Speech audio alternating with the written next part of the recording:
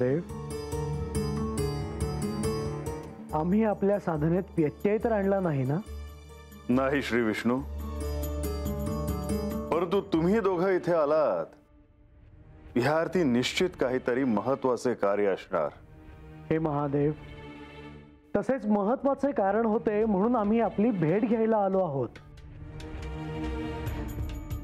महादेव, आपण गंगेला आवाहन केलेत, गंगेचे भूतलावर अवतरण झाले, तसेच आपण तिला आपल्या जटांमध्ये स्थानही दिले. होय, ह्या विश्वाच्या कल्याणासाठी तसं घडणं अपेक्षित होतं. पण याबाबत पार्वती देवींच्या मनात राग आहे, हेही आपण जाणता. श्री ब्रह्मदेव, श्री विष्णू, पार्वतीने गंगेचा स्वीकार करावा एवढा एकच मार्ग आहे. पण त्या गंगेचा स्वीकार करतील अशी काहीही चिन्ह दिसत नाहीत. उलट पक्षी या साऱ्यापासून त्या दूर जातील असं वाटत आहे. आणि तसं घडलं तर अनर्थ होईल. महादेव, तुम्हाला मला काय सुचवायचे आहे हे माझ्या ध्यानात येत आहे, परंतु निर्णय काय घ्यायचा हे ठरवण्याची वेळ अद्याप आलेली नाही. पार्वती अस्वस्थ आहे. ह्या घडलेल्या घटनांमुळे ती स्वतःहून काहीतरी निर्णय घेणार हे निश्चित.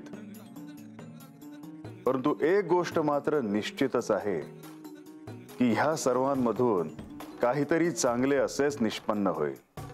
महादेव, मला केवळ इतकंच सुचवायचं आहे की आपण एकदा पार्वती देवींशी बोलून घ्यावं. श्री ब्रह्मदेव, श्री विष्णू, योग्य वेळी मी तिच्याशी बोलेन. ह्यातून काहीतरी मार्ग निघेलच. परंतु एक गोष्ट मला निश्चितच जाणवत आहे की ह्या सर्व घटनांमधून काहीतरी चांगलं असं निष्पन्न होणार आहे. काय ते लवकरच कळेल.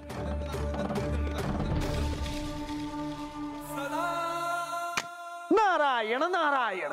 श्री पार्वती देवींच्या मनातली इच्छा पूर्ण व्हावी म्हणून श्री गणेश आणि कुमार कार्तिकेय यांनी त्यांचे सहाय्य करण्याचे ठरवले.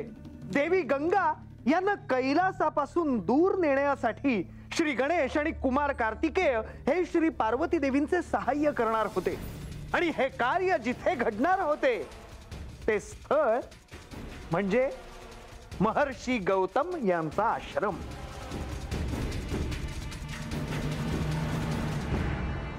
महर्षी गौतम? होय, महर्षी गौतम. मी यांच्याबद्दल आधी कधी ऐकल्याचे माझ्या स्मरणात नाही. महर्षी गौतम हे सप्तर्षींपैकी एक असे ज्येष्ठ ऋषी. गौतम ऋषी.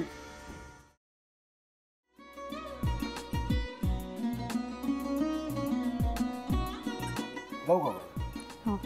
असाच लावू ना?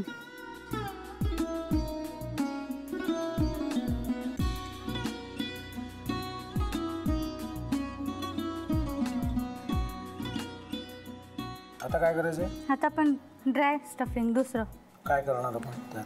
आपण ह्याच्यात मेयोनीज न टाकता बाकीचे सगळे साहित्य टाकायचे. अच्छा, हे सगळं.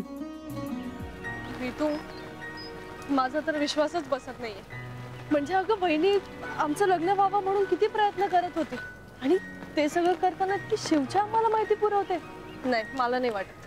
गौरी खूप चांगली असतो म्हणून तुला सगळं जगत चांगलं दिसतं, पण शिव उगाच बोलला असेल का? त्याच्यावर विश्वास नाहीये का तुझा? शिववर पूर्ण विश्वास आहे मी तुम्हाला, पण तो आता हे जे काही करतोय ना, म्हणजे निशा बहिणी समोर त्या राधिका सोबत फिरण्याचं नाटक वगैरे, ते त्याचा काही उपयोग होणार नाहीये. अगं असं कसं म्हणतो?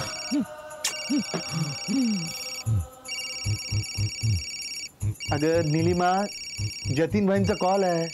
हो माहितीये. रिसीव कर ना. अगं बघ, कट झाला. आता तू रिसीव केला नाहीस म्हणून ते मला करतील. अब पुन्हा आला बघ.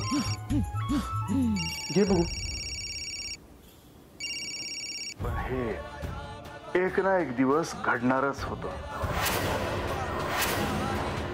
आता मला कळलं तुम्ही 2 दिवस झाले काय सांगत होता ते.